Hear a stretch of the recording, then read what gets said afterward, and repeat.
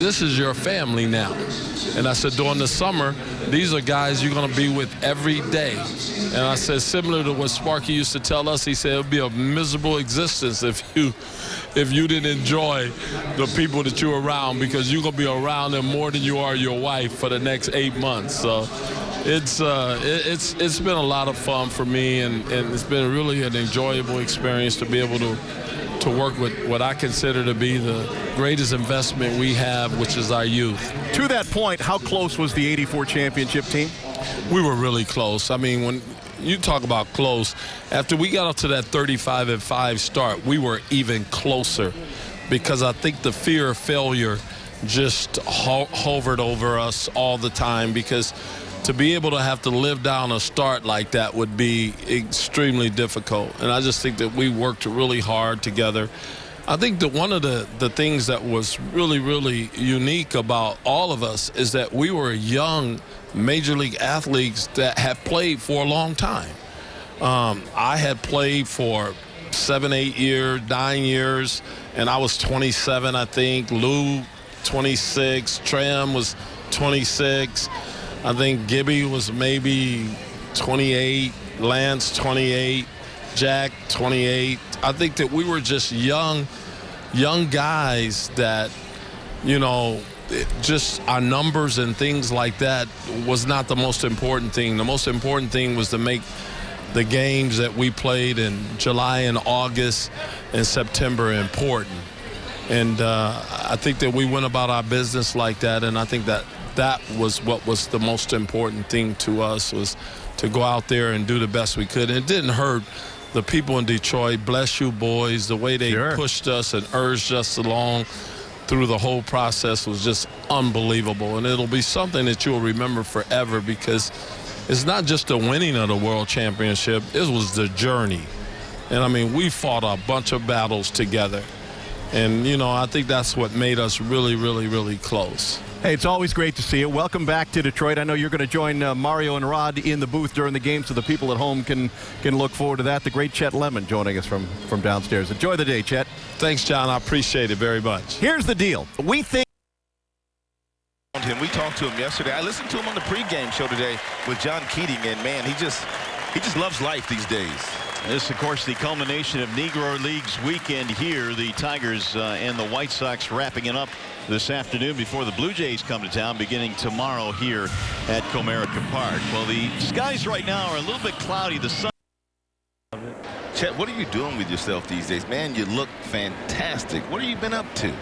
Just working hard, Ron. You know how it is. I mean, when you're working with those youngsters, you can tell them, but unless you can show them, they don't want to hear it. Right. They say, come on, you know. Yeah, exactly. Show me how you do that, Coach. You know, so it's been great. You know, being out there with them has really kind of kept me, you know, active and moving and having a great time. And, you know, it's been a great experience for me. You know, first of all, being able to work with some of, you know, what I consider to be the biggest investment we have, which is our kids. And to be able to work with them and still to have some influence on them, and they listen and hold fast to everything you say. So it's been pretty special for me, Rod. Yes. Now, the organization is what? Chet Lemon's Juice. I love that name. That is awesome. But talk about that. You work with kids, and you've produced a lot of pretty good players. Well, you know, you might find this hard to believe, but we've had over 50 first-round draft choices come out of our program. And almost every year, the last couple of them, you know, Gordon, you know, Flash Gordon, we've had his boy. They came out a couple of years ago. We had Brad Miller, the youngster that plays shortstop for the Rays. That was one of our guys. Zach Greinke, too. Huh? Zach Greinke, Casey Kochman, Sean Burnett, Billy Butler, Ricky Weeks, Jamal That's Weeks. A lot of talent. A lot of guys. They all came through your program. I worked with every last one of them. Good for you. Yeah, it's great. You ought to read some of the articles. I know that Prince and Weeks, when they were in the big leagues their first year together, they were talking about how, you know, we've experienced this, you know, a long time ago playing with Coach Lemon. So You know, it's been pretty special for me and watching those guys. You know, I threw out the first pitch, I think, during the playoffs a couple of years ago against Kansas City, and Billy Butler was out there. He came out of the dugout, came out and stood the whole plate. And I told him, I said, we can't be out there too long. They got a time thing that they're doing. He said, well, Coach, we're going to have lunch when you get back home. So it's been pretty special, and I still have a good relationship with all those guys, so it's really neat. Special to get back on the field, though, get on that mound at this ballpark and throw that first pitch, wasn't it? It was, right. It was pretty special. And like I said, just seeing all the people, seeing Smake again, all the guys, it's just great. It's just a great feeling. Chet, I heard a story yesterday. We were talking. There's a fair ball down the third base line off the bat of Saladino. Avila's going to head to third base. They're going to stop in there, and Saladino with a two-base hit. You were saying that your entire career you used exactly one glove, which I find hard to believe. Tell me about that. One glove. You know how you become very comfortable with something, and I just stayed with that. I felt good about it. They sewed it up. They stitched it up. You should have saw it. That thing was ugly. It was. I have to admit, even for. It was so bad. There it is. There it is right there. Where is it? Was flimsy. That's it. That's the one. That's the one right there. And you couldn't even see the R on it anymore. Rawlings, seriously, Rawlings came to me and asked me. They said that can we sew at least the R on it so that people can see that it's a Rawlings glove. Nice. And you know, so anyhow, yeah, that's one glove. I stayed with that. I remember we were in Cleveland one day, and the guys took the glove and hit it. And I didn't have another glove to go out there with. I would told Sparky, Skipper, told them they better come up with that glove.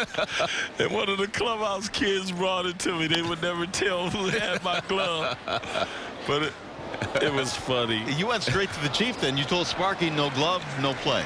That's exactly right. I was straight, Skipper, I'm not going out there without my glove. And Sparky got it for you. Yes, he did. He got my glove for me. So it was great. It was great. Hey, Chet, on a more serious note, obviously it's an African-American Negro League weekend here, and we grew up in California where we played baseball all the time in the inner city on Saturdays and Sundays. Chet Brewer used to get all the athletes in an area. We'd go to a park and play. And you grew up with Eddie Murray and Ozzie Smith and all those guys. What is it going to take for baseball to get African Americans back in the game and playing the way that we played it when we grew up?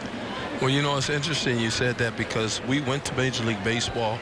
Actually, they came to us, and Dave Dombrowski had something to do with it. He actually had a committee. Yeah, and what happened was that they came to us and asked us to put together a proposal. We put together a proposal. Some of the things that we brought out was that baseball is becoming so expensive, and the way that players are being seen now is different than what it used to be. You know, they used to go to the high school or whatever and see the kids play, or go to where we played, like at Connie Mack. The scouts would come out and see us play and things like that.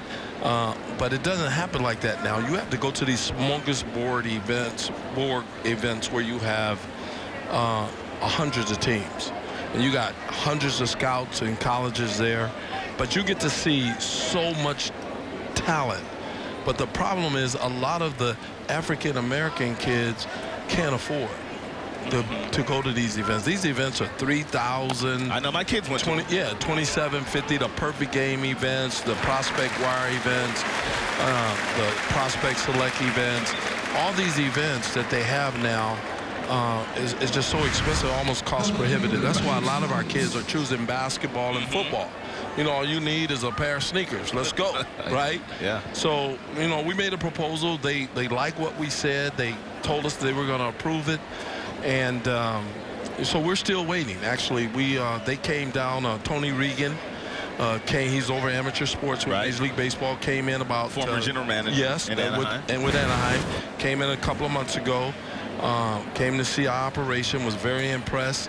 And told us that they are very interested in what we had to say and see if we couldn't work something out. So we're still kind of like waiting to see what's going to happen and transpire with that. But we do really want to see our kids. I think that what our fans are not getting a chance to see is probably some of the most talented athletes in the country play baseball because they're choosing other sports. Right. and it's just because of finances, not being able to afford. But we got to get them in there. We got to get more folks that are willing to work with our kids and really teach them how to play the game and play the game the right way. We're talking with Chet Lemon here in the booth today, who is honored with the Legacy Award, the Willie Horton Legacy Award, as we wrap up Negro Leagues weekend here at the ballpark. And Chet, you know, we showed a graphic of all of your accomplishments as a player. Now, you played for both of these teams, the White Sox and the Tigers. I know you had special memories probably in both cities, but when you talk about your stay in Detroit and you come back to the city, what is the one thing, if there is one thing, that you remember the most about playing, whether at Old Tiger Stadium or in Detroit? Well, Detroit obviously is home for me because this is where we experienced all the success that we did in Major League Baseball. And when you talk about, you know, our accomplishments, they talk about Detroit. And, you know, Rob, my teammate sitting right next to me, he can tell you that we fought hard to accomplish the things that we did, and it was an honor. And playing here in Detroit, it was just unbelievable. What a great city to play in. There's no greater city than Detroit because they love their sports. And I was fortunate to be a part of it and just so excited about being back here today and being honored with the award, the Legacy Award. What does Sparky mean to you? Meant a lot. You know, Skipper was important. You know, when he was inducted into the Hall of Fame, he mentioned it. You know, he mentioned me, and it's great. Yeah, it's unbelievable that he called you Chester? Yeah, he did. hey, Dusty Bud, you know. That was Gates Brown, wasn't it? Yeah, Dick Gates. And all of us. Let me tell you about Skipper, though. You know, the funny thing about it, when I retired from Major League Baseball and we started Chet Lemon School of Baseball, Sparky sat on our board. And he was just a joy to have around because I didn't have to say anything in our meetings because Sparky just took over. He came in and started telling stories about baseball, all the people that were sitting on the board. They didn't want to talk about baseball. They just want to talk about Skipper. You know, anything that he had to say, he just mesmerized the group, and it was just always fun to have him around. And he was just, like you said, he was the best. He was great for players that were already established in the game, you know, because we knew what we had to do, and we knew Sparky wanted to win, and no matter what, if you go out there and do what you had to do to win, then you were going to be okay with Skipper. So it was great playing for Skip. He was the best. 0-2 on Abreu here with 2 on and 2 outs, chatting with Chet Lemon as we play here at Comerica Park today. And Chet, what's it like to cover all that ground in center field at Tiger Stadium, man? What, 440 out there? Unbelievable. I think that's what made me the player that I was. Well,